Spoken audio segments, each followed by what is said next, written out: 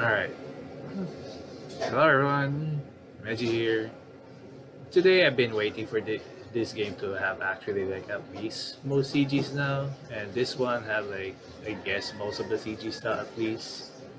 So this is Altalite 1.0. I have been interested ever since the jam release of this game. However, it does have some missing CG, so I think this one may have mostly complete now at least, and I think it might be the better time to talk about this. This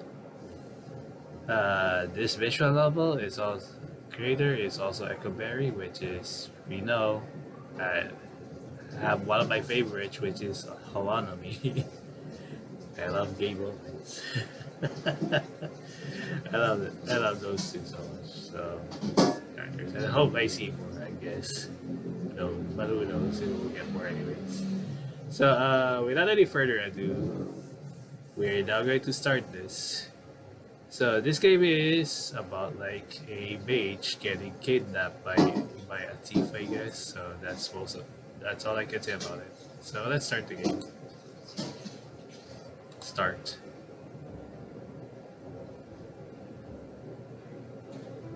The jagged shape of the valley begins to take form as Fern reaches the peak of the hill.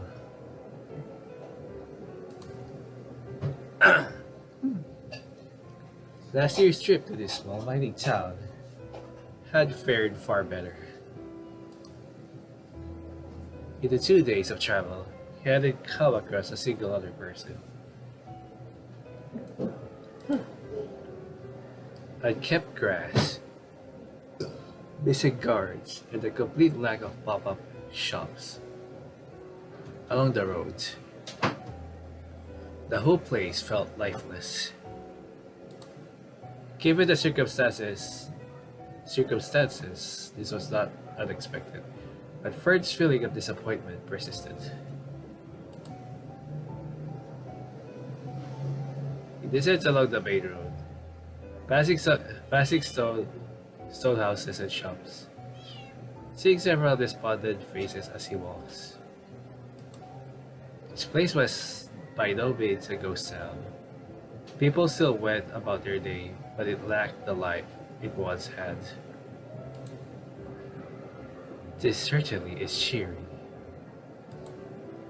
Looks like it's spread to the more remote corners of the area. Business has been affected since last year's visit. Some of the stores that were struggling were now completely boarded up. Reaching an apothecary, Ferd is greeted by a close sign, no hint of when that might change. Peeking through the window shows nothing but bare hardwood floors and dust. He tries a second location, similar deal. This one at least had furniture in it. After pacing around for a while, he admits defeat. Well, that's disappointing. Would the mine be worth checking? I doubt they'll let the public walk in there freely. Okay, let me check a little bit. He stands there for a moment, contemplating how to avoid the entire trip in vain. So let me have a little recall, I guess. So, yeah.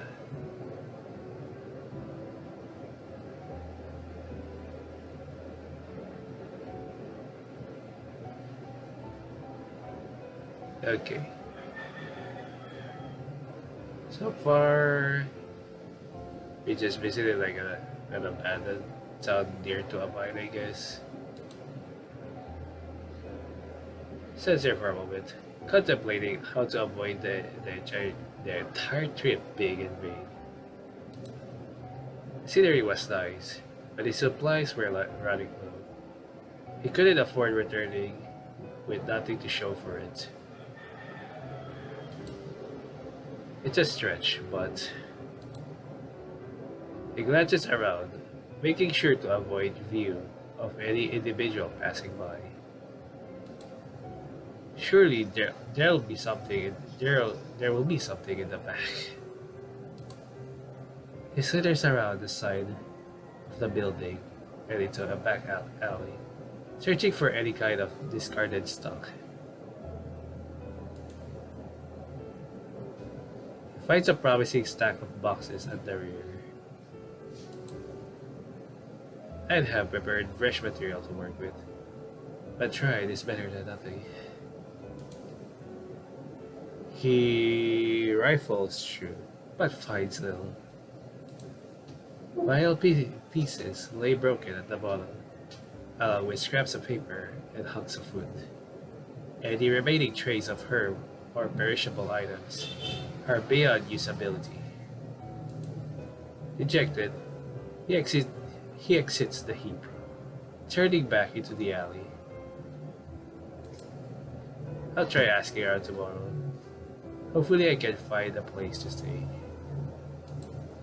As he returns to the main street, he hears a pair of footsteps approaching his position.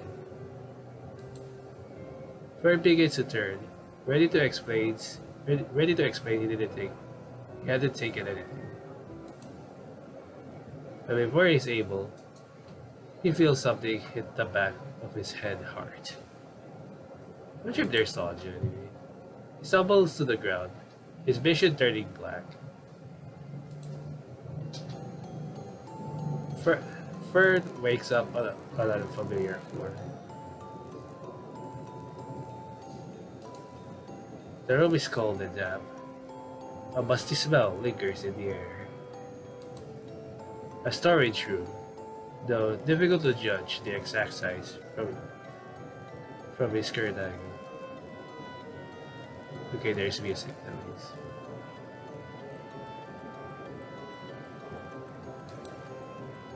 This is new. Let me just slow it a little bit, I guess.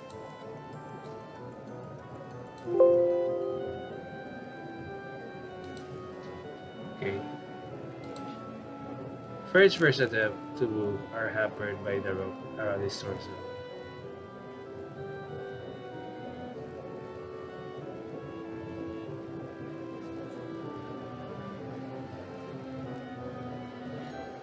Okay. His vision is hazy. The back of his head aches at the slightest movement. With some effort, the pain begins to vanish as a soft glow permeates underneath his clothes. He considers his options, opting to take things slow and taking proper note of his surroundings. The items on the cluttered shelves give few clues. A pile of bound books, scraps of cloth, and a few candles. A stack of cups nestled in one of the corner shelves.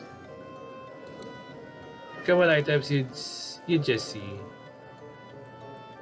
just about anywhere. So let me just reread again. Or like skip a little bit. So, story so far, I guess. So, like, yeah. Looks like they did something, I guess. Like, there are a lot of supplies, basically. Okay. They really made, like, so that's so far I'm understanding at least.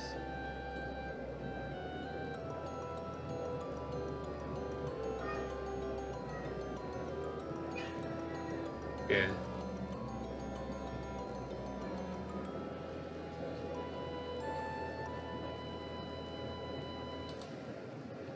Took a while to be a tavern, maybe an inn. I guess it depends on the time of day and how long I was out for. First time something like this has happened. Maybe this could be what makes a trip worthwhile.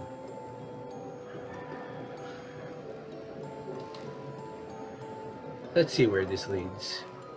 Hopefully somewhere interesting. He leans against the box, making a small noise as he makes contact with the wood. Something on the other side of the room stirs. Hey Mage, you awake yet? So the name of the other, this one is Eska. Ah, you must be the one responsible for this double nut I'm having trouble with. In front of him stands an elf boy with a sour expression. Fern barely lifts an eyebrow at the sight of his captor, prompting the boy to kick the shelf next to him in an attempt at intimidation.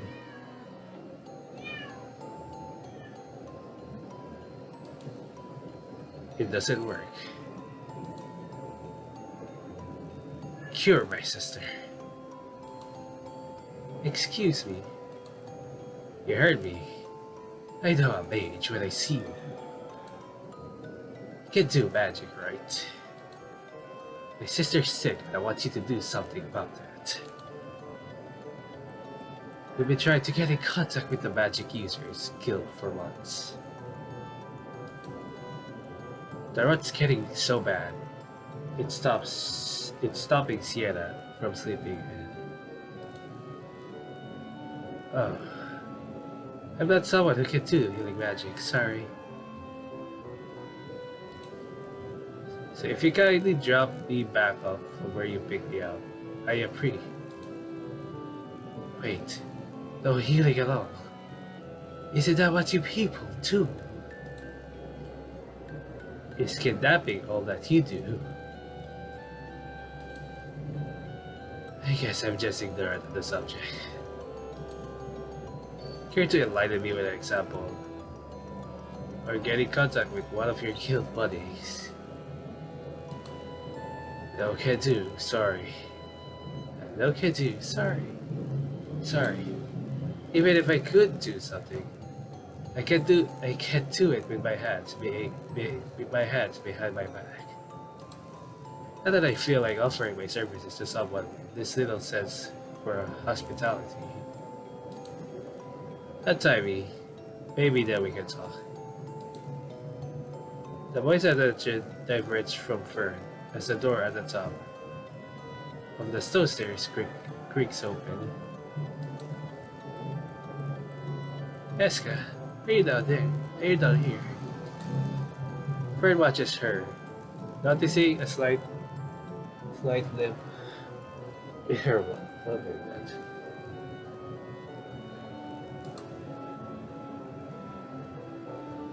Oh boy. Ah. So that's what all that noise was. Am I interrupting something? Did I wake you up? Sorry. It's okay. I wasn't asleep. Eska turns back to Fern.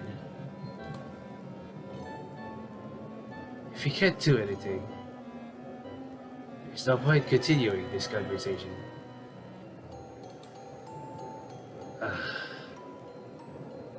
Don't wanna hear me out at all. Maybe I could be useful. If you get healed, I don't care. I'll just take what's on you as compensation for wasting my time.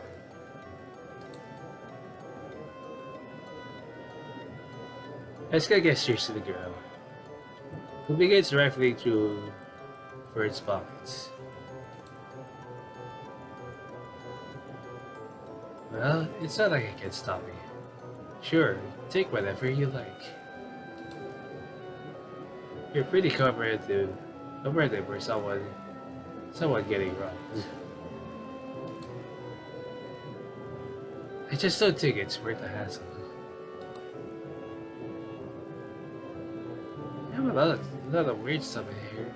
Cooking equipment, fake brushes, empty jars. Are you an artist or something? I like to consider myself one, if I'm being generous.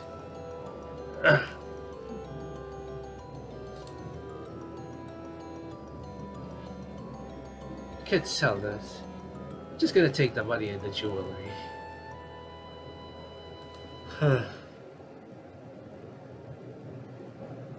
This necklace is pretty. Sure. Help yourself. Oh, now let me keep the notebook. I doubt anyone buy that. Sure. Just looks like a bunch of scribbles to me. Base your attempt at drawing. It kinda sucks. Surprise. No resistance at all. But even a little bit of struggle. Are you after a fight? It's not like I can begrudge you. I've done far worse.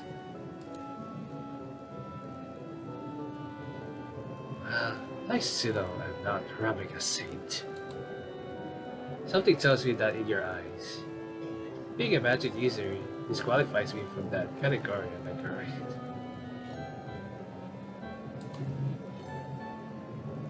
You're welcome to be the first to change my mind. No chance of you learning healing magic real quick for me.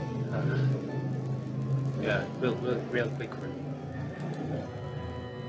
I'll even think about giving you your stuff back. Sorry, just don't have the knack for it. They take notes about everything. Thanks. Take it upstairs, will you?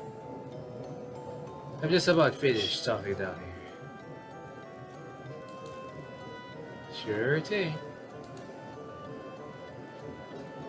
We're done, are we? Mind me untying me then. But I'll see myself out.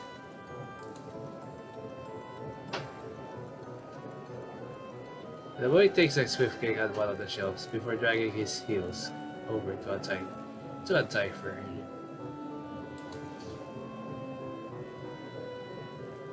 What's this? You're just letting me go? You almost sound insulted.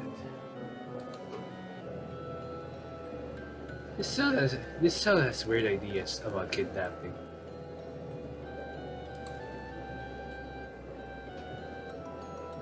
They're dragging me out into the middle of nowhere with a blindfold to keep your base a secret.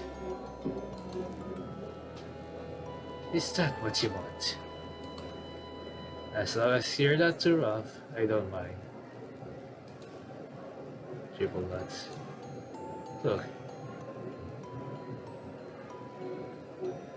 Look, I just don't think letting your victims know where you operate from. It's a smart move. If you want to keep doing this for the long term. What happens if I tell? I'm not worried. Good luck finding someone who'll care. I would refrain from messing with magic users in the future, though. I'm rather lenient compared to my peers. Stop wasting my time. Get out. Fine. Don't think about trying any funny business on the way out. I wouldn't dream of it. Well, I see you around, I suppose.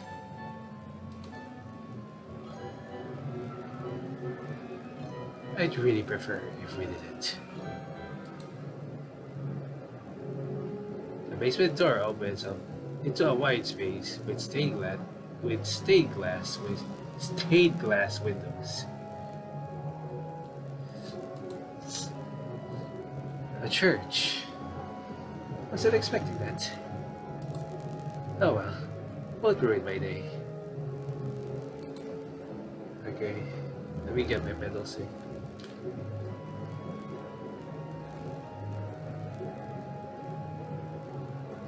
The boy's sisters waves from across From across the pew, she's perching.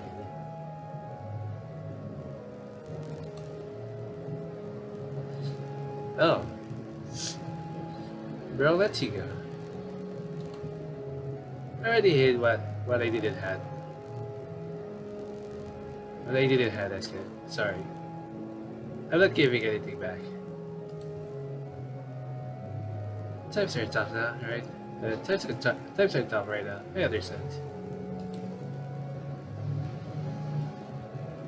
It's probably the most hospitable pair of thieves I've ever been towards me. And the first time you've been wrong. It may have happened once or twice before. See the vibe I'm giving off. Code looks pretty nice, though I think it might have more to do with those marks on your hands.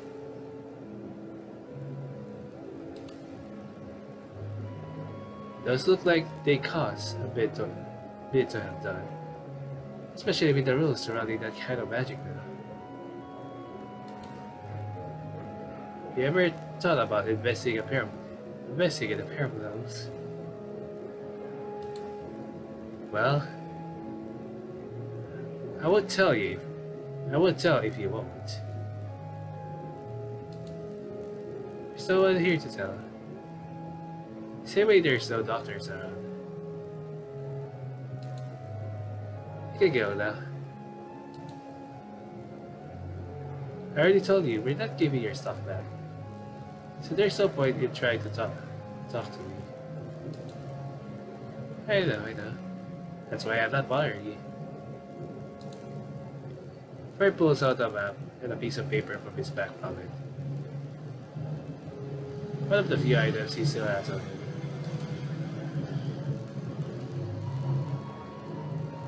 I don't suppose you could tell me from which direction your brother dragged me in from. If there's any place to get anything on this list. She points to a hill north of where he last was.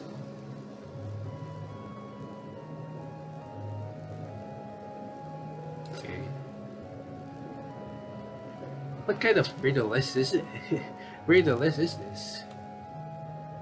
I guess you could try around there, but it's just a stretch.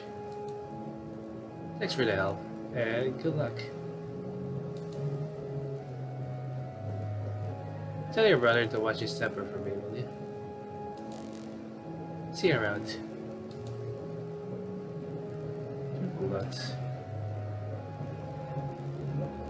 Packing the rope away and rifling through the items his sister collected. Eska couldn't help but be confused at how that exchange played out. What the hell was that guy's deal?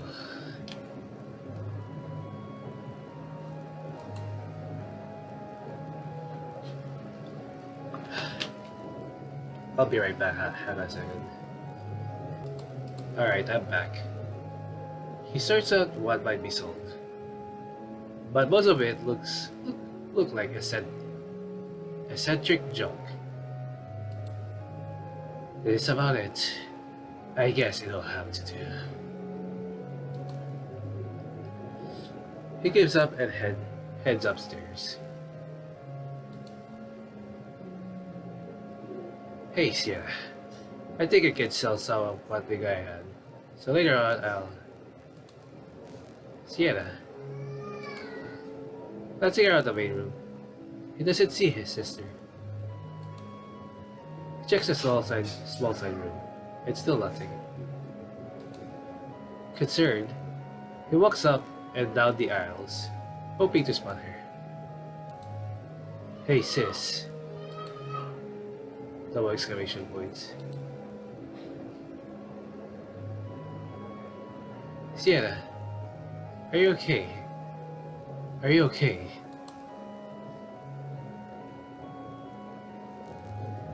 Collapsed to the floor lay Eska's sister, breathing but unmoving.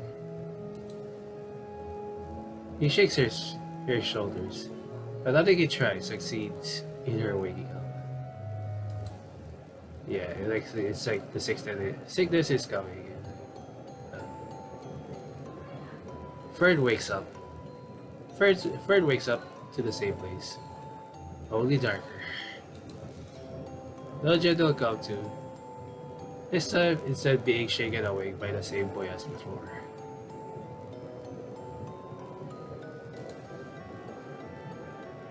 I've been looking everywhere for you. Oh. This is my first time having a fan. I'm sorry, I'm a little underprepared.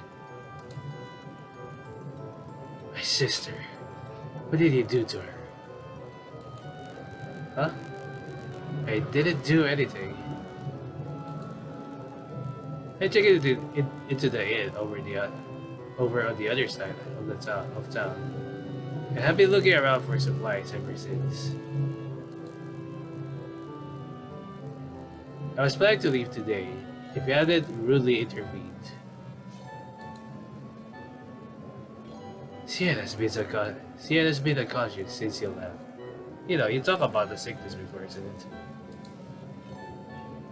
it? Is that all?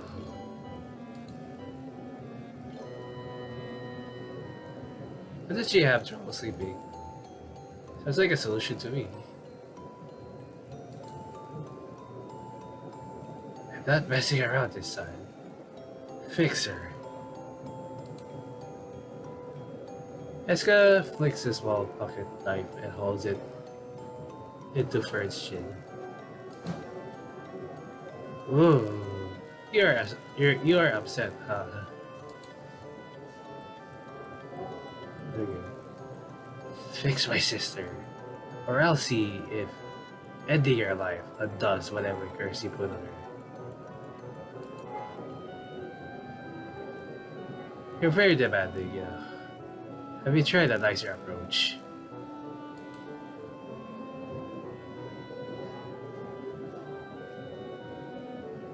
There's a glow from underneath Ferd's clothes. The bindings surrounding him undo themselves, and he stands up, ignoring Eska's threat. He moves fast, grabbing Eska's wrist and yanking the blade out of it.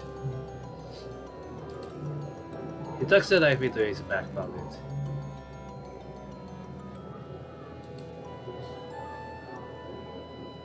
That's better.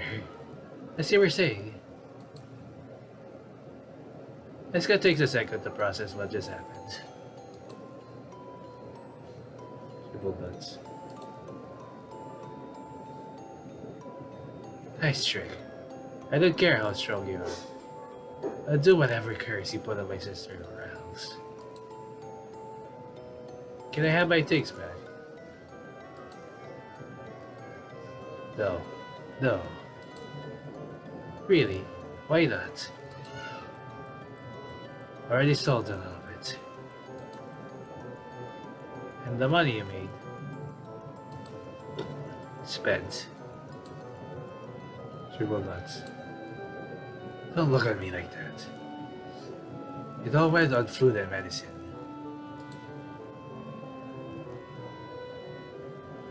Well, that's unfortunate. You have a debt to pay back before I even consider helping.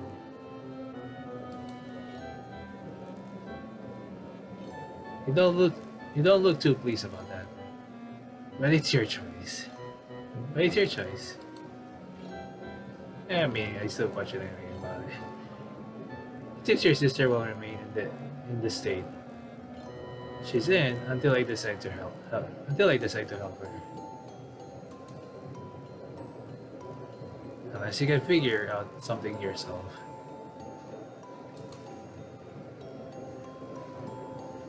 Triple bucks. Well, the power dynamic shifted a little, hasn't it? Don't worry, I'm not unreasonable.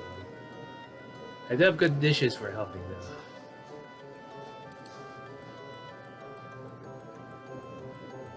I need a roof over my head. Is this church yours? I'd assume not, based on what I know of your current financial predicament. It sure does look roomy.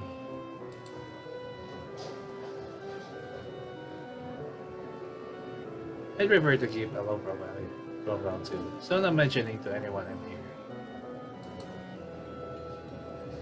I'll feed myself. Don't worry about it. Wait, how are you going to feed yourself? Your sister didn't take all my money. I'm no spring chicken when it comes to travel. Surprise. You don't look like the kind of person who'd be that careful. Nothing wrong with people underestimating you. That's why I have enough to eat. Anyways, I'm assuming those conditions work for you.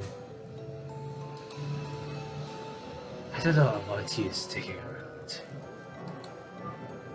Think of it this way. If I'm nearby, I can monitor your sister's condition. She'd better be okay, I swear. You have my word. Not that you care about that, I'm sure. But I have nothing against her. After all, she's not the one responsible for my near contusion. Twice now, too. It's nice to see she has a good big brother, at least. Taking better note of the environment around him, Fred sees Eska has moved his sister into a bed. Judging by the light outside, it was not later than he would have liked. Well, I'm going to bed. That's the plan, making my way back to the inn if you hadn't gotten in the way of that.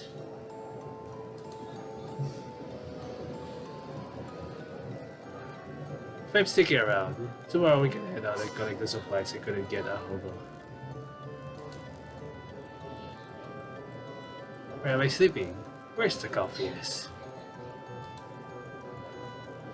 We only have 2 beds. That's a shame. Where are you sleeping then? The pews upstairs. No way am I leaving a stranger alone in a room with my unconscious sister. I guess that hadn't crossed my mind. I'm not interested in her, if that helps. For several reasons. I'm sure that does little to persuade. I won't try anything on her. I'm guessing moving her upstairs is out of the question. Eska's silence confirms that yes. The cold glare. If you expect me to sleep on the hard pews, you're a pretty cruel host. Eska moves across to gather the blankets from the spare bed. He tosses the single flat pillow at Fern, who catches it with both hands. Pews for both of us. You're lucky it's not that cold. I'm not sharing a bed with someone I don't trust.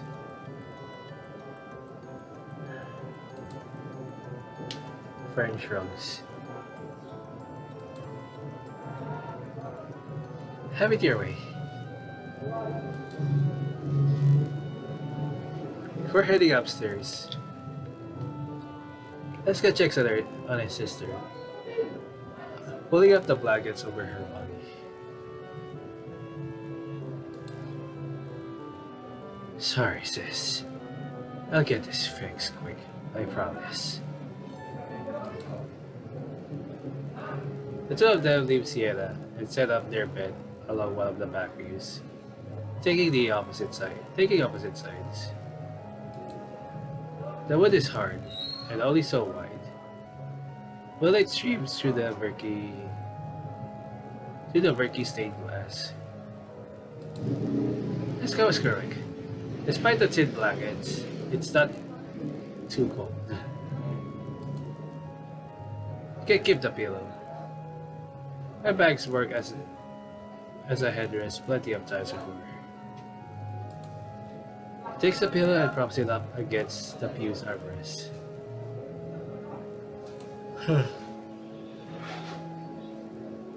Soothe yourself. I would say no to more back support. So what was that glowing that happened earlier? You want me to give away all my secrets?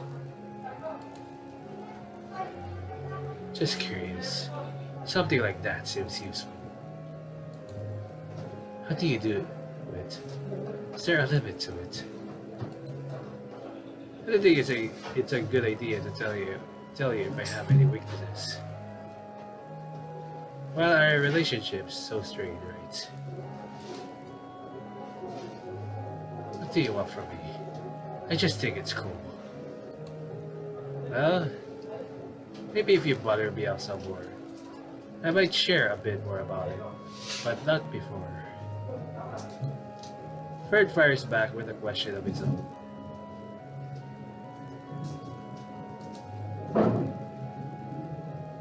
So why is a pair of teams living in the basement of a church?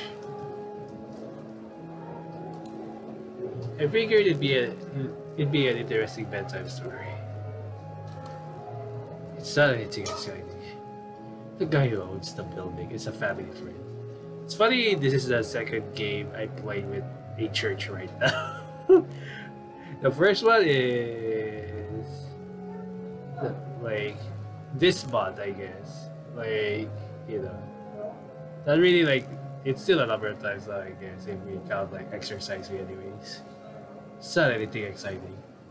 The guy who owns the building is a family friend. You already know our financial situation. Fill in the rest yourself. It does strike me as a devoted type. We're just looking after the building until he returns.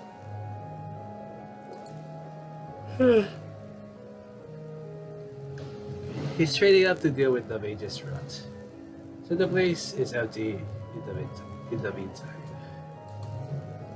And when he comes back, what are your plans after that?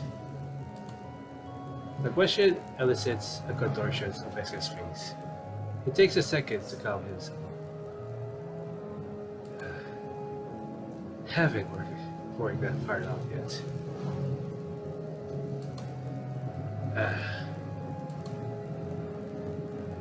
The conversation stops dead in its tracks. I'd rather talk about anything else. Or sleep, if you're sated. Well, maybe for now.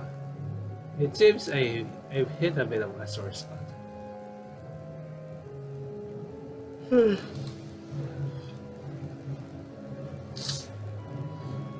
Hardwood isn't a comfortable surface to sleep on. It takes a while for it to drift off.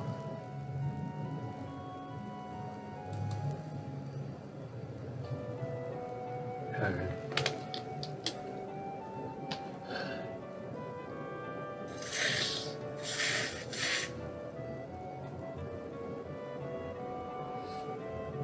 Sorry about that. The next morning, Escus vanished from the shared view. Huh? Where's my host? He finds Eska back downstairs, feeding a tin soup to Sienna. Look at you, taking care of her. What a good big brother. She's my sister. What am I gonna do? Let her starve? Yes? She's fine. You don't need to worry. Someone's clearly an only child. Well, you got me there. Still, this isn't necessary. Not that you're gonna take my word for it. Okay, moving on. First order of business, I need Altalite. Ah yes, Tilo Drop. What? Really? Yes? It's a component in the magic I do. It's right around here, correct? The apothecaries in the area, from what I could find, are all closed down.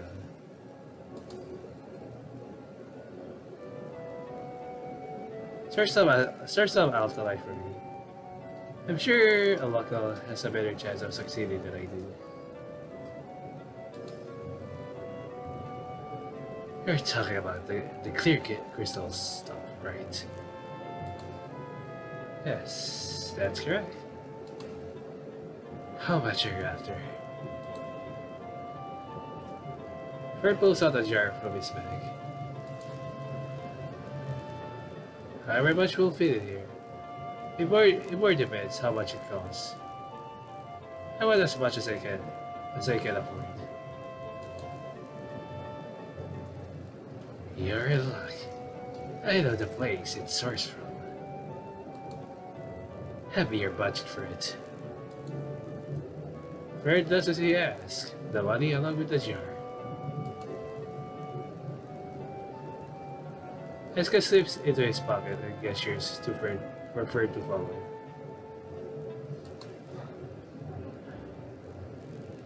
The walk from the church is a quiet one.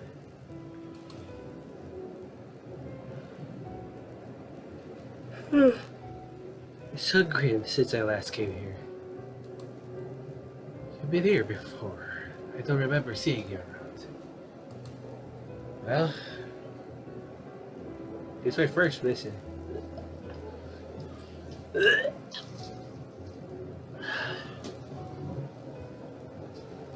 Sorry about that. It's my first visit coming across here as well. I make a trip at least once a year. It's surprising how quickly everything's gone downhill. So many shops closed down. It's been rough. Lots of people sick. Siena's one of them.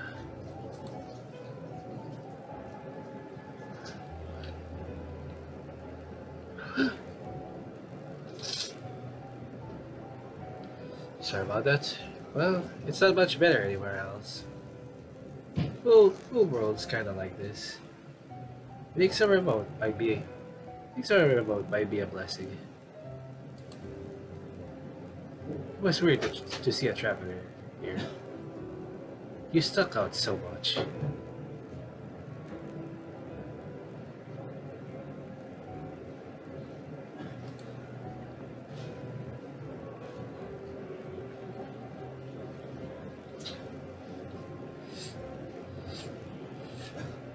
Too happy. Definitely someone who can use magic to solve their problems. It's not that straightforward, it's a lot of work. Actually, using magic puts a person at a greater risk of contracting magic rot. So, you're an idiot. I prefer the term lucky. As long as you know what you're doing, you can avoid most of the downsides. Okay, so we kind of know what's happening in this world at least now. Sounds nice. Meanwhile, us regular people are suffering. You do better to learn magic instead of complaining, you know. If you think it can solve all your problems, I'd love it if magic could solve my supply woes. It can't even do that. Well, aren't you lucky I'm around? That way you can have your non-magic problems solved for you.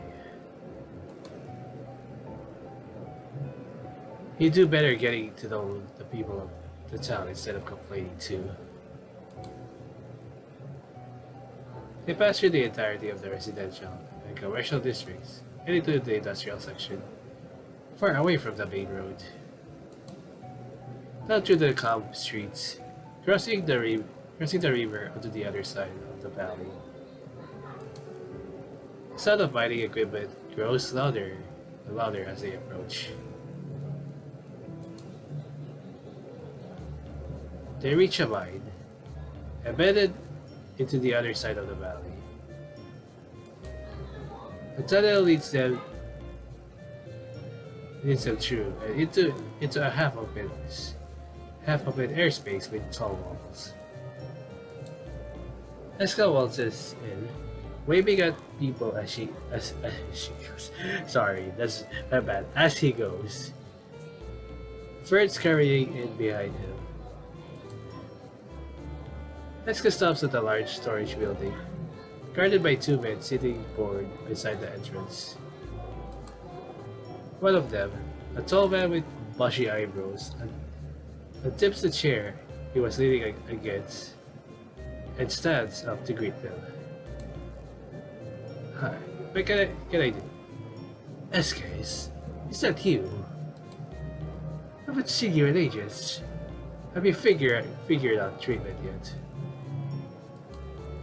yet? Slowly. Yeah. Treatment? I'll talk about it later. Good. Something must be going right if you're showing your face back here. I'm not here for work, sorry. I need it to the storage room. The atmosphere quickly changes as the focus shifts to Fred. Oh, and who's the friend? No one special, just someone I owe a favor. I needed to get some Altalite. He holds up Fred's jar. About this much. Do you think anyone will notice? I don't know. Eska slips the small pouch of coins over and into the man's hand. The other man, still resting in his chair, perks up after seeing the exchange. Just a crystal, right? Should be fine. Just don't take too long.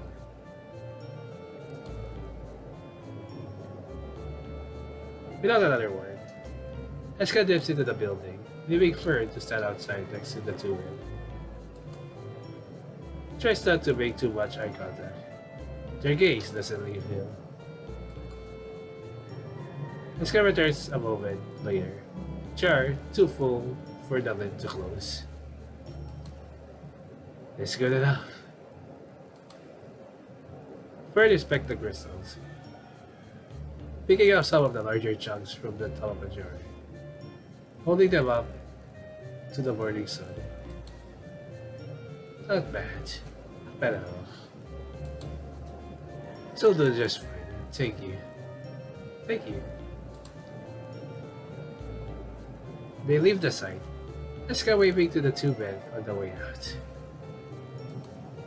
A few coins remaining in Eska's palm jiggle as they slip into his pocket. I heard that. What? Was the jar not worth your budget? You'd have gotten a quarter of that at that particular tops. I guess a finder's fee is in order. I'll let you keep it.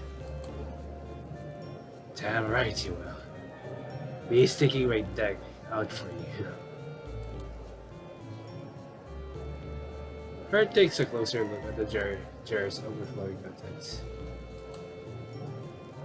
In it contains pieces of white, semi-translucent crystal, sizes varying from palm-sized chunks to grains that could be mistaken for sugar. Alright. I'm impressed. This is pretty nice stuff. Consider how little it's been refined. So, very few impurities. I don't know if I get this level of quality at the apothecary. I figured you want that. You want to stop me ship up to the Mage Guild branch around here. Fern feels at suppressing a giggle. Oh. So we're stealing from the guild. Even better. So you don't like the guild or something? Do you? I feel like you have more of a reason to be unhappy with them than I do. Look at the state of everything. So you've been interfering with my work. I never talked with a mage before. For all I know, you're all guild fanatics. Alright. Maybe that's a good time to mention. I'm not actually a part of the guild. What's that supposed to mean? I thought all magic users were. Well, I guess you could call me an independent contractor. So, you're an outlaw. I'm not dumb. I know you all need a license to do anything right now. I didn't think you'd be familiar with the guild's code of conduct. The guy who owns the church mentioned it to us when he started looking into becoming a healer. The guild's not the biggest fans of my works. The guild's not the biggest fans of my work. Let's put it that way. Why? You're doing something questionable with all the stuff we're gathering. Like putting more people into a coma, for example.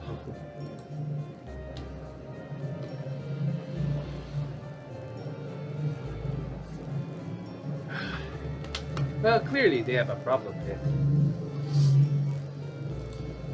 Not that you need to get bogged down into the specifics.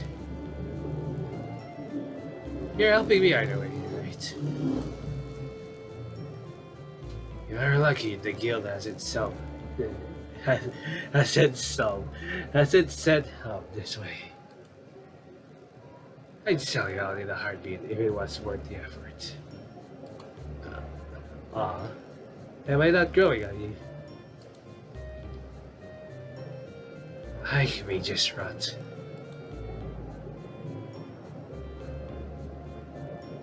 Tell you what, help me cross everything off of my little shopping list, and maybe I'll elaborate if you're interested. I don't need any more trouble in my life. Thank you very much. Oh well, the offer's there if you change your mind. They make their way down back into the town. So what's the next item? Your little shopping list. I need fanberries. They need to the region. Right? Any idea where I could get a ton of those? Preferably cheap. What kind of list is this? Stuff's easy. Next you're gonna tell me you need help finding water.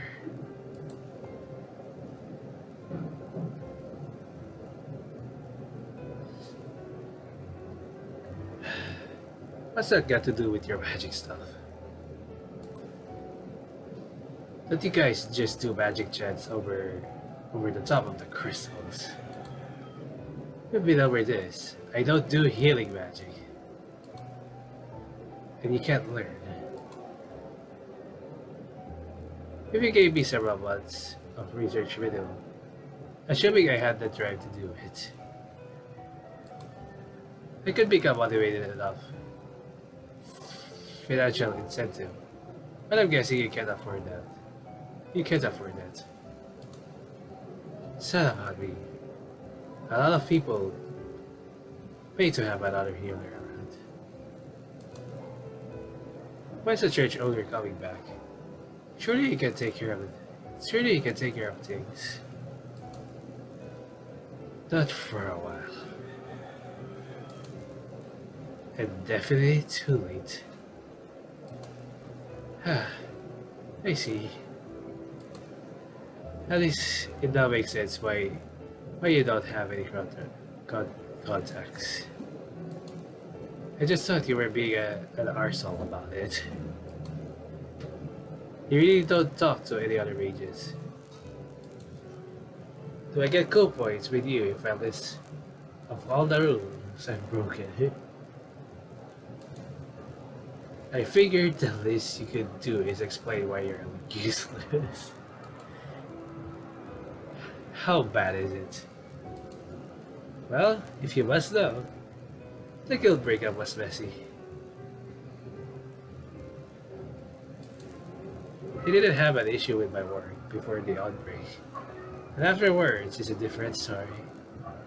It's not an easy thing. Being asked to give up your life's work. Oh, so real serious, huh? Was it on full excommunication? Did you go into hiding? How about that? I might still technically be on the run. Might still be. Hard to judge when you do a good job of avoiding them. Unfortunately, I don't know if they found it in their hearts to get over themselves. It makes you keep moving, I guess. I would like to settle down permanently, though.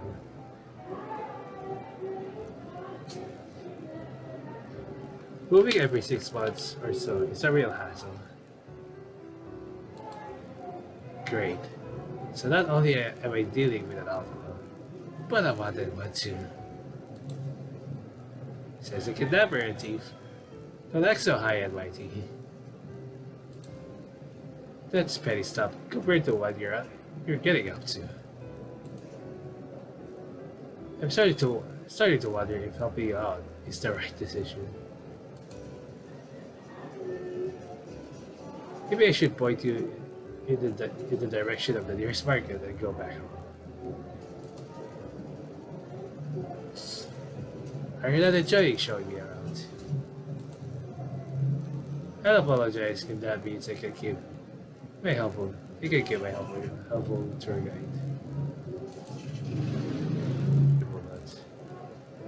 You know, despite what the guild you can see, magic isn't a talent. Only those born with it can use. You don't have the monopoly. They act like they have. You can pick it up with the correct motivation. You're delusional if you think I can pick up healing magic no problem right now. It's not even about the effort required. Access to resources, the luxury of time. And more importantly, I'm not doing any novice magic around my sister. Still, let's just get through the stupid list, okay? I wanna go home. If you insist. Still very sleepy at the moment. So, where's the secret bear stash?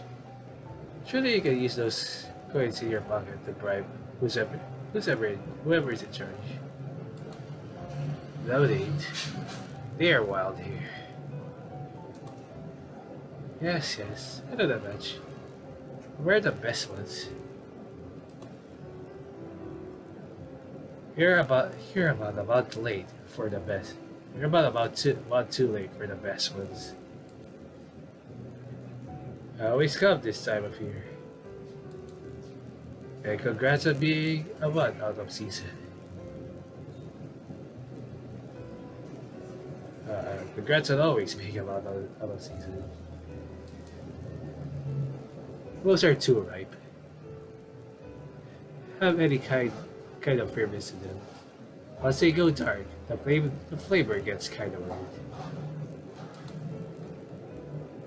I'm not eating them. I need them, Dark. Really? Well, that changes things. Besides, follow me. I think I have an idea on where to look.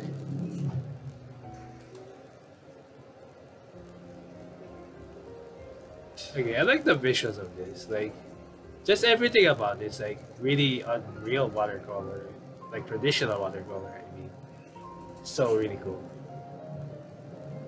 They exit the town and head out into the surrounding hills that slope up and out of the ravine. It's a hike, but before long, they're surrounded by stretches of green meadow. You'll want the ones that have got the most sunlight. That one makes them dark. Is it a bigger factor how close it is to a source of Altalite? Yeah, but it's gotta be undisturbed. The further away from where we're mining, the better. Eventually, they arrive at an area covered in cranberry bushes.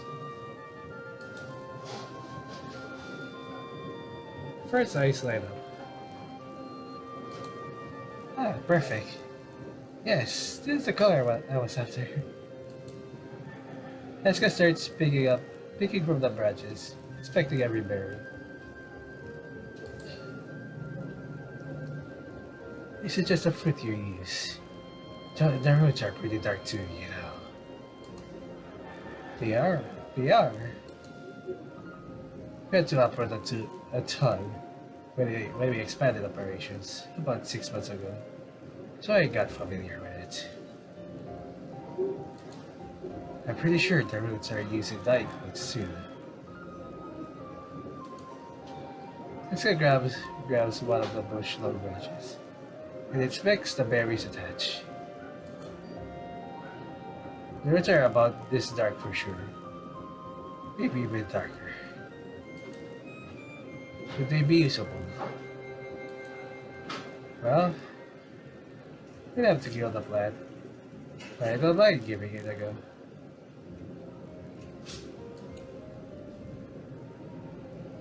These things grow back like nobody's business. Trust me. It can be kinda tough to get out by hand though.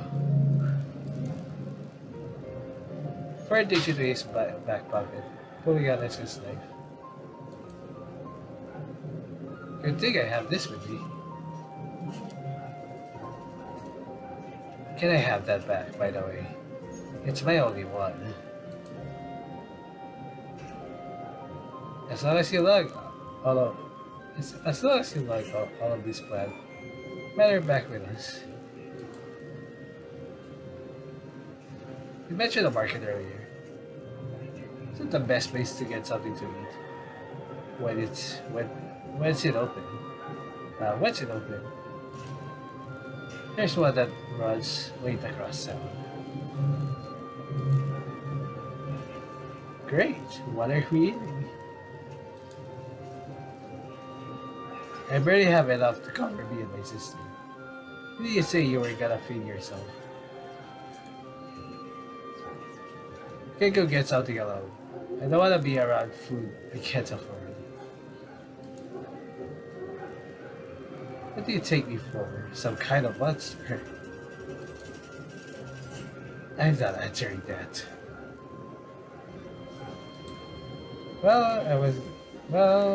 Was I going to share?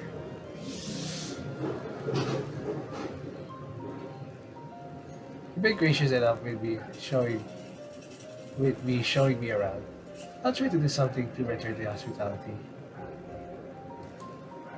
Oh. Well, in that case, I have some recommendations. That's where I like it. They make their way down into the town to find the market Eska had mentioned. It's a small collection of stalls, the same gloomy atmosphere as the rest of the town, permeating throughout. Eska doesn't seem concerned with the state of things, and is already listing up places to visit. There's a produce stall around here that's really good. Good. I know where the best deals are, so don't go wandering off on your own. If they don't recognize your face, they'll charge at least double. He drags Fred by the sleeve, who barely gets a chance to look at any one stall in particular. Stop in front of a vendor selling a range of baked goods. Here, the best bread in town. Buy something from here. Eska, you little chub. I haven't seen you in a while. It has been a while. How's the arm? It's been so-so. You know how it is. I hope your sister is faring a little better than it's been with me. She's doing okay. Still walking, so I'm happy. And you?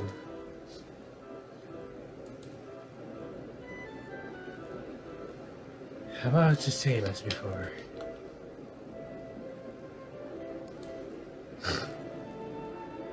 Who's the friend? Are you just dragging in new customers for me? Just a visitor from out of town. Eska's been showing me around all day. He's been doing a great job of being my little tour guide. We're just starting out here now. He's paying him. I'll take his recommendation for Finn too. So I'll get whatever's your most popular item, please. Most popular combo, I guess. That'll be just the standard one. I appreciate it. I'll be throwing another small one for your sister, Eska. Oh, thanks. Make sure to come around a little more if you're able. I miss seeing you around. I'm about. I'll see what I can do. Swear takes the wrap looks from the lady. He can't help but notice the slight wince. You know when he's hand in the bag, Fred gets a closer look at the lady's arm. Fred had seen it many times before. The discoloration associated with magic growth was entirely up her arm, starting at her fingers and going all the way past her sleeve.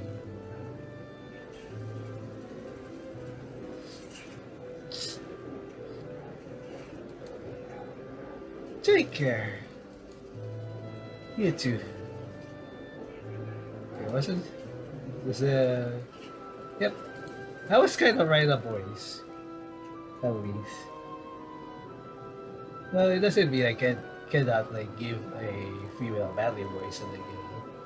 I like variety sometimes. So that's why even like I just gave freaking you too.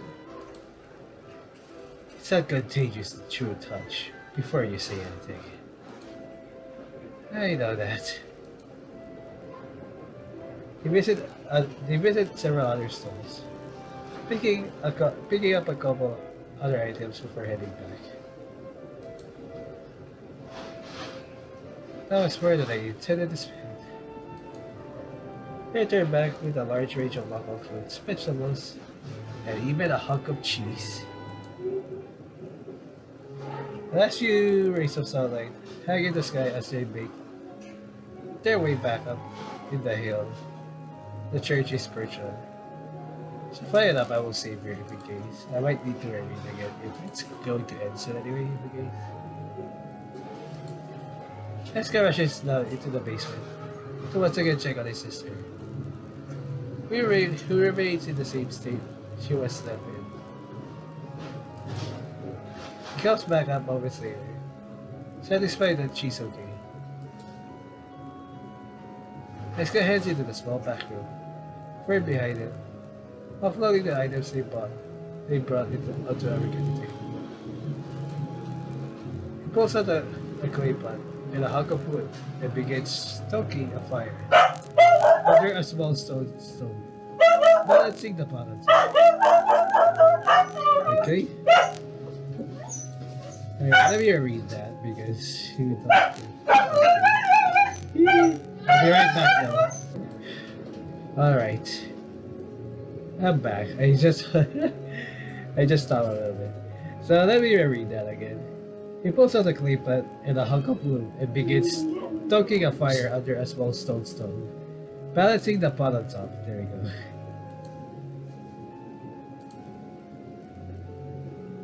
Alright.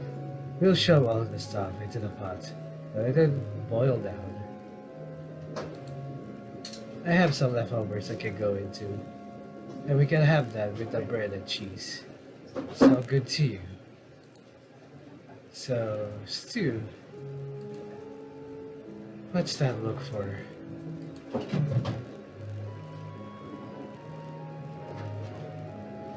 I was expecting something a little fancier, if I'm honest. I was better fed than you. What do you want from me? If you don't like it, you're free to cook something for yourself. Sienna already handles the food. I can tell. Your bones. That looks so done. Should be awake tomorrow, don't worry. The pot takes a while to simmer, but eventually it's ready. Despite his protests, Fred is won over by the aroma of the soup. He sat in a bowl and begins dipping his bread in to take a bite.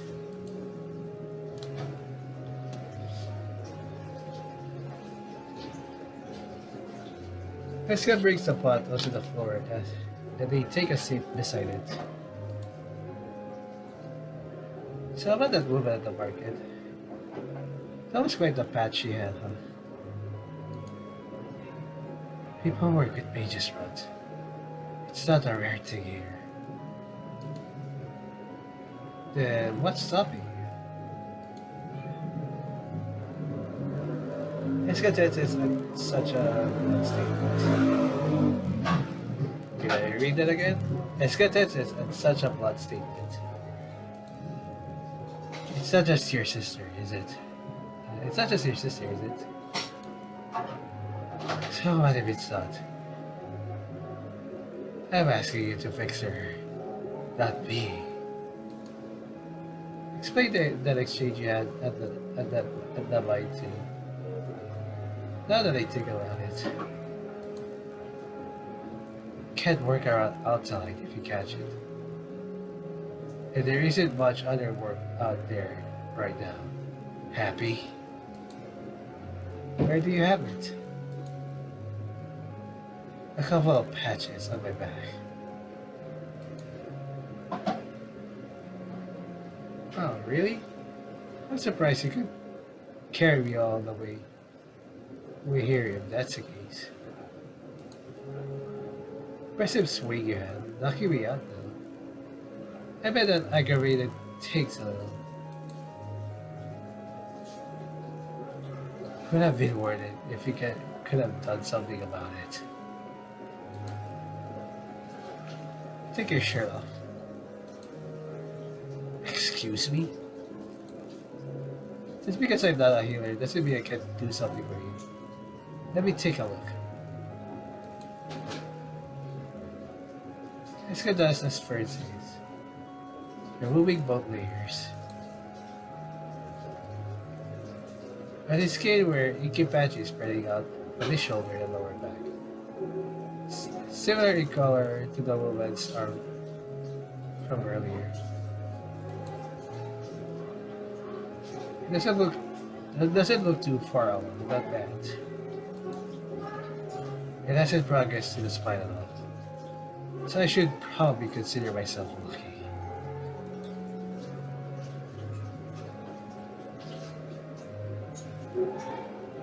You don't seem overly concerned. concerned with having contracted it.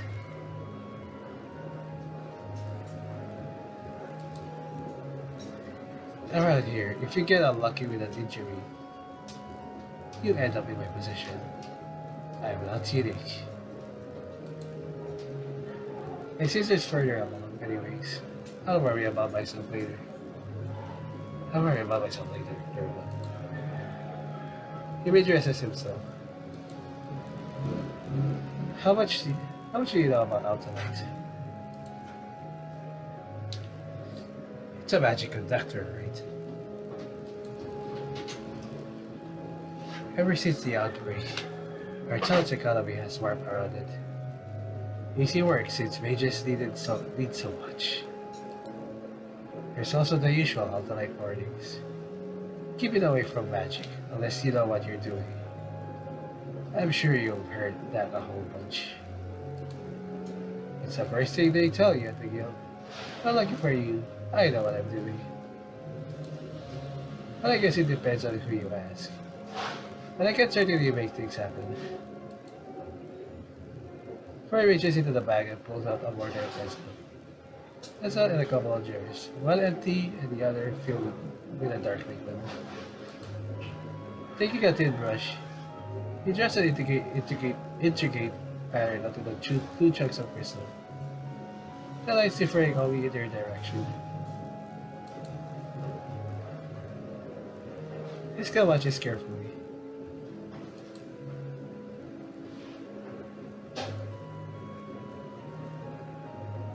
If you're careful, and I do be careful, you can control the flow of magical energy. Now there's no way too late. You can hide these your enemies by age. Be careful, and I do be careful. You can control the flow of magical energy. First, hold the ends of both crystals, steadying their position on the stone floor in front of him. Forgot there's an option anyway, but like it's pretty cool to be honest. The glow from underneath his clothes appears again. The crystal in contact with his rhino explodes, sending chunks in all directions. Eska jumps back at the sudden noise. Can you explain what's going on with the glowing already? And I need a lesson in magic basics. I wanna know what's letting you do that. Aren't you paying attention? I just told you. It's simple energy control. That's it. Don't BS me. I've seen magic users work before, and they couldn't increase their strength or explode stuff. I'll take that as a compliment.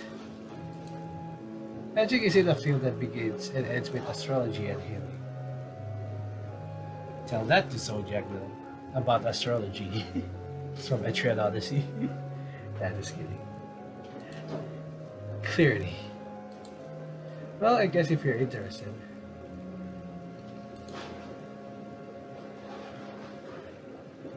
Fred removes his coat and rolls up his sleeve, revealing a tapestry of markings running the entire length of his arm. Tattoos. Kinda.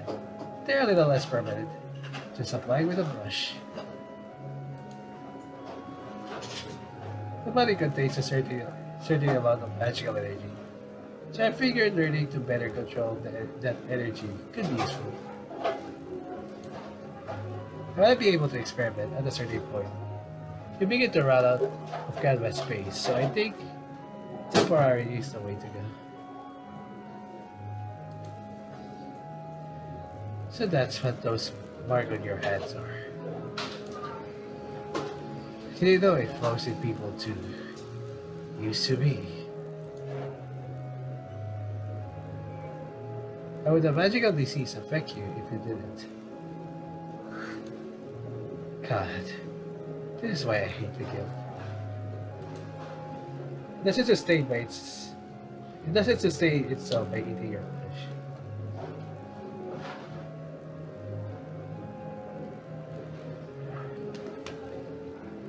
You and your sister would be dead much faster if that was the case. Anyways, point being, if there's a flow, it can be controlled.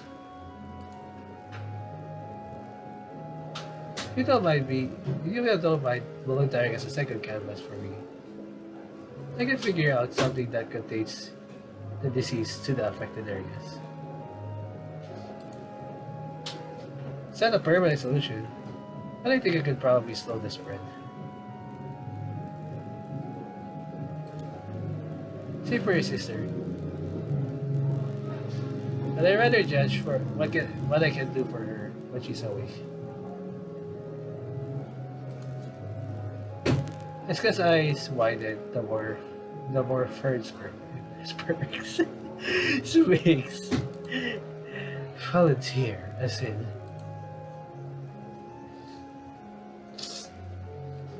I won't charge, but don't go hitting me over the head again if it doesn't work.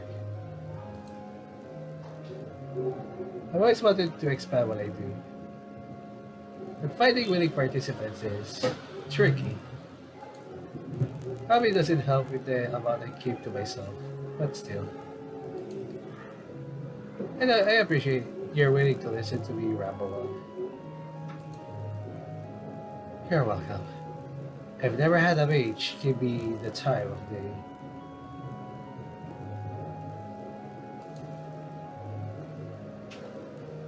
I suppose I should get to preparing more if I meet you.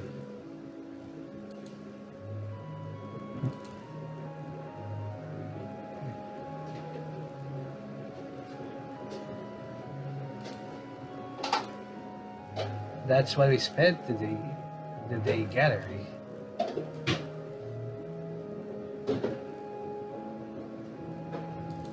Okay, I'm making sure. Yeah, that's not everything I use. But those were the two main things I was missing. He gathers up the chunk of exploded crystal and dumps them into the mortar to begin crushing the pieces into smaller shards. As Jessica looks closer, he notices the base of the vessel is also covered in markings, as if the ball of the mortar and the lids of the furnace jars. Actually, now that I think about it, this is gonna be pretty hard. I haven't practiced on someone who can control their own flow before. This is gonna take some work to figure out. Look at how difficult is that to learn. Fern laughs. That's like half a mage curriculum right there.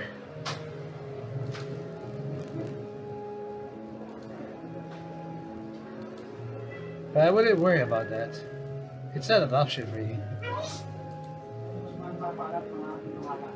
You're writing me off or something. It's not called Mage's Run because they cause it, you know. It's because it messes with magic users the most. If you try using magic when your body's infected, you transmit the infection as well.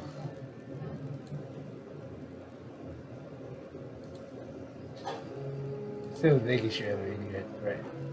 If you circulate it through your body, well, you've done the rut's job for it. First couple of mages who tried that, found out the hard way. So how do healers manage it?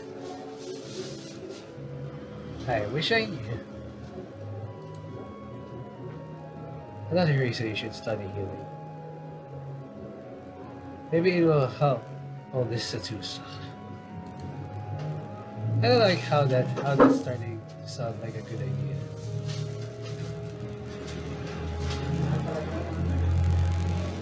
You could have mentioned you were infected too. That would have saved me a lot of preaching.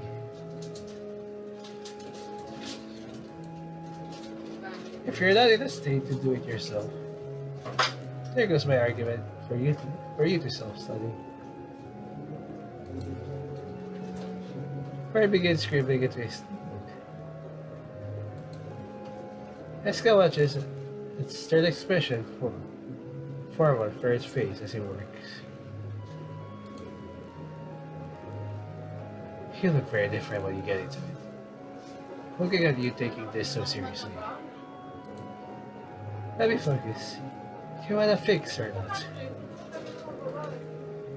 I can pass my own energy through my markings no problem. But safely onto someone with magic runs. And this complicates things.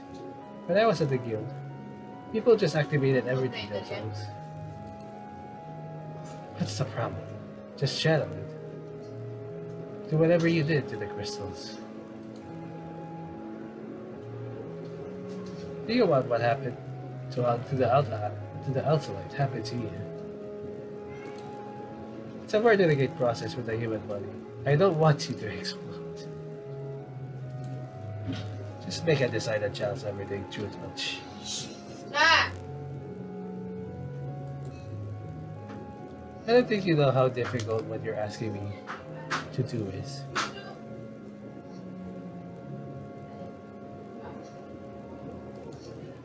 But I don't think you're too far off the mark either. It is certainly an interesting problem. Maybe this isn't so bad for my craft after all. So I had to completely redo at least one of my sleeves. This sucks. Just try it on me later. Once you've sorted this out. The noise of grinding and glass clinking continues into the night. Eventually, Eska decides it's late enough. I'm going to bed. Fred doesn't look up from his work. Feel free. I'll sleep one. I sleep once I've solved the issue I'm having with the enchantment.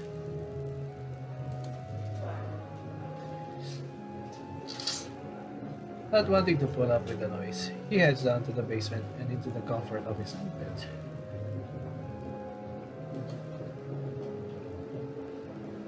He looks over at Sienna. His sister remains as she was. Don't worry, sis. Just a little longer. I'll get this fixed tomorrow. I suppose enough's enough. Wake up, Eska. I'm gonna sort out your sister. Eska shoots off immediately. Wait. Really? Yeah. I figured you want to see this. Fran reaches over and removes the necklace from around Sienna's neck. The one that she's pilfered from her a few days earlier. She begins to stare. Her eyes open and she sits up, as if waking from a nap. What are you still doing here? I told you before, we're not giving your stuff back.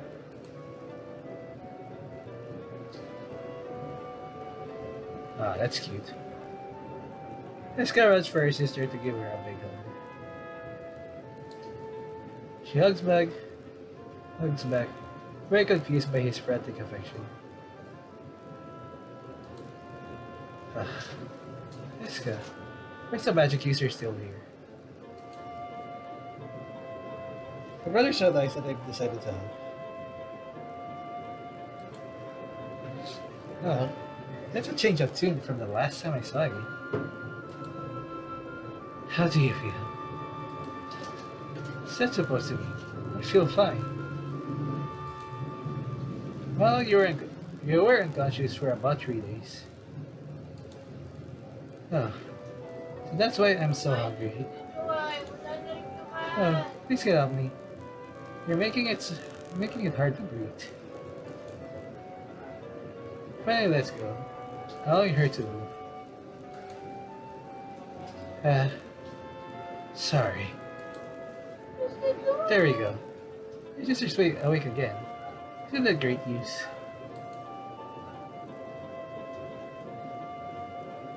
Eska snatches the necklace out of Ferd's head and examines it carefully, confused. Up close, you notice 5 engravings around the chain. An enchanted necklace. That was all. Ooh, most people don't catch that on first look. Your sister sure didn't. I'm right here, you know. So what this means is, you could have fixed this at any time and you chose not to. I feel cheated. Over what? As I remind you, this happened as a result of your actions, not mine. Don't begrudge me for milking what I can out of an unfavorable situation. You could have just up and left while you weren't looking. Would you have preferred that?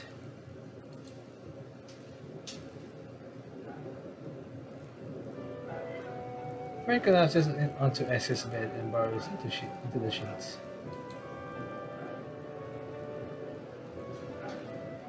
I was up all night, so I'm borrowing this now. Borrowing this now that you're out of it.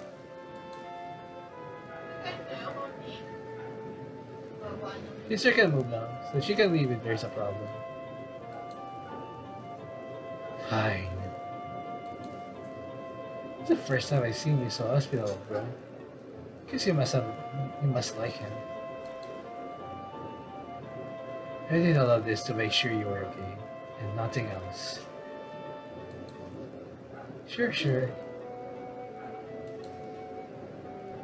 few days later,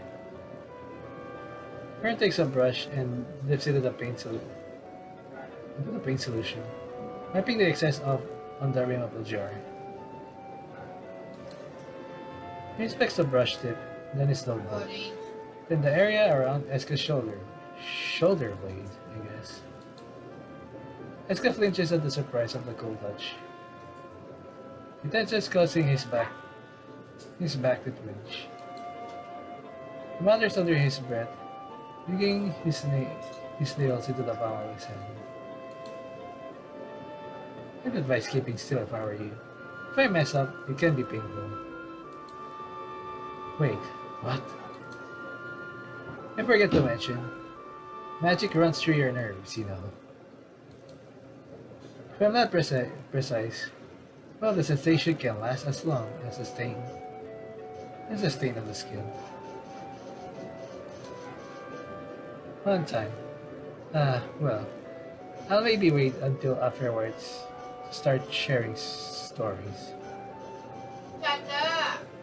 Just relax. I'll warn you when the brush is coming. Another process. Eska's time is split being drawn on listening to the sounds of pencil on paper. You done yet? Are you done yet? Anyway, I don't think this will be any different anyways. Yep. Still looks cool anyway. That's sounding dangerously close to impatience, you know.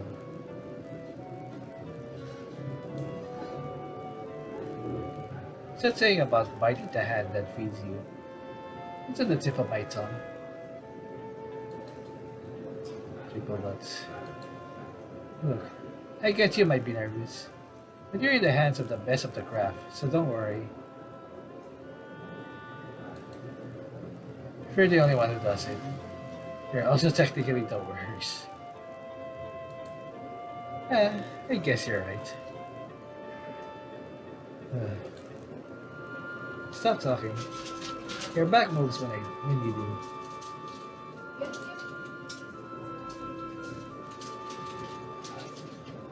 More time passes.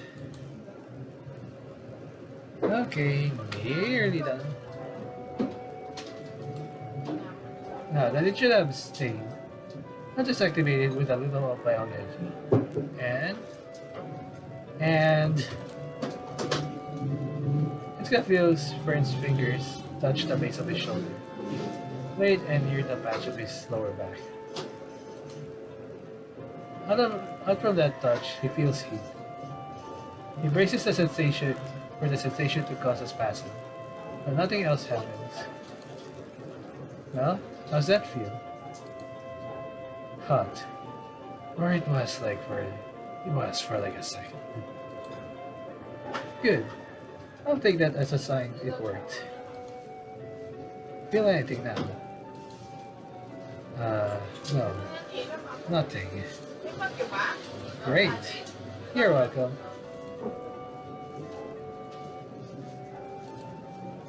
Check. Try not to touch the areas for the rest of the day. It's waterproof, so you can bathe in a day once it's dry.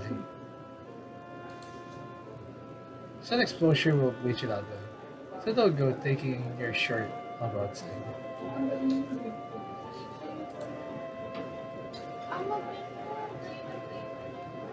Oh, that should do it for your leg. At least it will stop things from getting worse. What a patch she's got there. It's impressive she can still walk. Any discomfort? It's a little numb, but it doesn't feel bad here. Interesting. Make sure to keep me updated. If you feel a sensation in your leg, let me know. Sure. A smile creeps across Fern's face. Pulls out his notebook and begins scribbling down, noting graphite. Sienna peeks over, trying to make sense of the strange symbols. But there's nothing decipherable. She takes another look at the new lines on her skin, unable to make heads or tails of any of it. I wonder if the factor is age or gender. Maybe both. Fred's train of thought is interrupted by the sound of footsteps. You finished yet? Just did. I just did. Sienna walks across the room, even doing a little spin on her incline. There's no sign of the limp that previously plagued her. I don't feel much. I'm impressed. Good job, bro. Found someone competent. Thanks. Thanks for seeing me off. Should probably get going. I was considering the possibility of moving down here.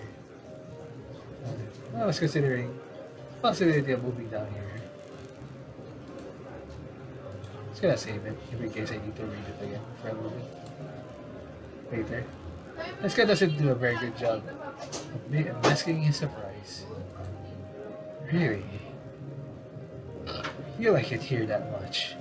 What do I have the two of you to keep an eye on? The constant trips down here would be impractical.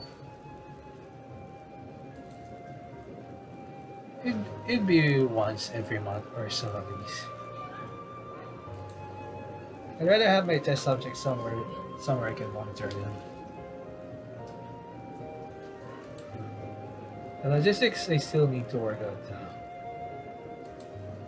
If the local guard doesn't have a problem with it, I'll see who's interested in my refined technique.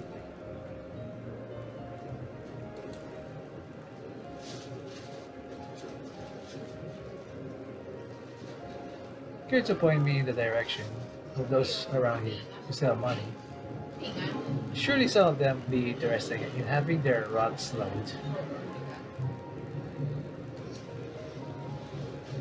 Sounds like you want to rely on my know-how even more.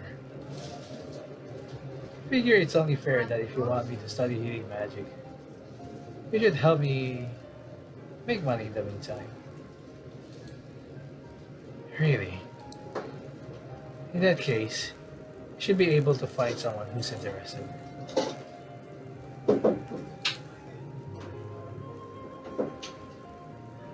I'll do my best. I'm fond of my canvas. It would be shame if you died on me. I need to look for a new place as well. Make sure to find somewhere with enough space for a workstation, okay? I'll see what I can do. What? You just gonna do that for me? I'm surprised. No jokes, no eye rolling, lamenting the possibility of having me around any longer. You're serious about studying healing, right? If it's what I have to do, it's what I have to do. Might take some trial and error then. I have some material available from my days at the guild, and it's Salaton. I'll figure something out along the way. As long as you don't mind continuing as my guinea pig. The second you know it will work. Sienna would be better be top priority. And you're more useful to me than she is. This guy grabs Fern and pulls him for a hug, catching him off guard. Kiss. Hey, what's this for? Kiss. Look at any weird ideas. I just don't want to look for worse than test subjects. Thank you. Sure, yeah. I mean it. Take me once I've figured healing out, not before. Sienna wasn't kidding. You do hug hard. Eska lets Fern go. At the time you're back, I should be all set up again, working at the mine. You won't have any issues. My markings will do their job, I promise. If you say so. If anything starts hurting, I'm dragging you in to explain this to my boss. A little more faith be appreciated. I'll be back with some more materials in a couple of days. It's fine to store my things in the basement, right? You sure you don't want help transporting everything? I'll just hire a cart if there's too much. You can take it from here. Maybe I'll save it here then, in case. Bye. Got that sorted out things with the mine. You have money to save up. You don't have to follow me all the way out either. If you say so. Gay man. Whew. So that's it for Altalite. Pretty good kinetic visual novel. It's straightforward, I guess. But I like the characters. They're really charming and really well written. Like I like the multiple things inside, so like, you know, a little bit to learn about like Ferd as well. Eska, you're basically but very expanding. But also expanding at least. Very caring there. Elf, I guess. And you have Sienna, which I guess serviceable enough. But hey, I think still has personality at least. And then you have like the NPCs, I guess, which does their job. Really good. The best part of this is always their art. It's amazing that they all do this with just traditional like watercolor. I always like their games. It's always pretty. I really like the visuals as always of theirs, and I'm really happy to also play this now. And with at least like complete visuals at CGs, it's at least like most of it. Still really cool. So, music choices, I guess it's still pretty good at least. It's pretty fitting. Again, I only don't hear it because like, I weakened the volume, unfortunately. I'm not sure how loud the music is. I'm afraid that some of them might be loud. But I think I should not be worrying that much on Ekkoberry's games because it's always has been like into the right volume. So yeah. Again, for character designs, I like their character designs. So yeah. So anyway. So that's it for Altalite. Again, pretty cool visual novel. I enjoyed it much, and I think it's I played currently right now the kind of best version of these. There might still be more updates for it later on, probably other translations, but like yeah. Still pretty great. I enjoyed this one. So I guess this also now ties for like every single other game. I guess I'm gonna say Hollow Victory now as well. I like or I played Geist a little bit, so Holonomy as well. It's like perfect version of I guess. Altalite, it's pretty cool as well.